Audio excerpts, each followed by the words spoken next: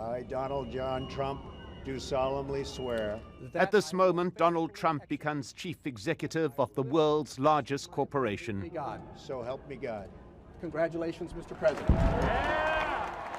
He said he would run the United States as a business, and from this day he heads a staff of nearly 3 million civilians and 1.5 million members of the armed services.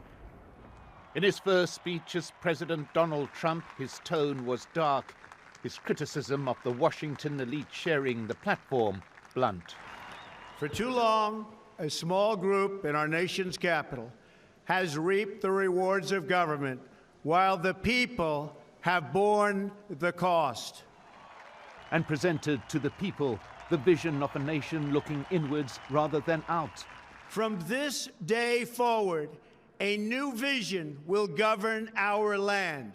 From this day forward, it's going to be only America first. America first.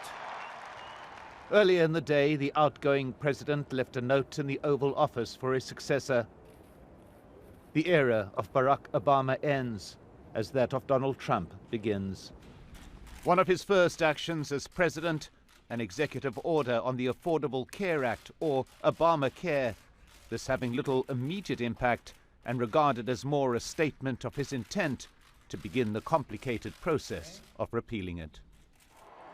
This followed the inaugural parade through the streets of Washington, the crowds thinner than in inaugurations of the past, and some lining the route brandishing anti-Trump placards, but seemingly unnoticed by the president, who decided to walk part of the way.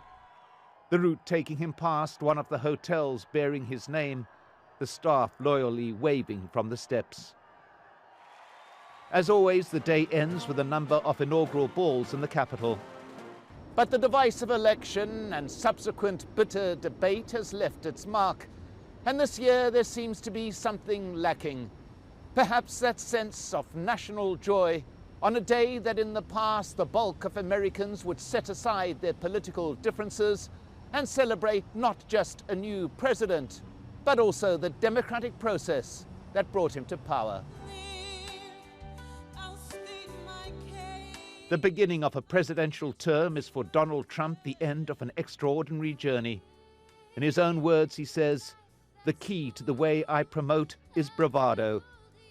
The bravado is as evident now as it was at the beginning of his long campaign, and whether or not it's tempered by the office, he's likely to continue doing things his way.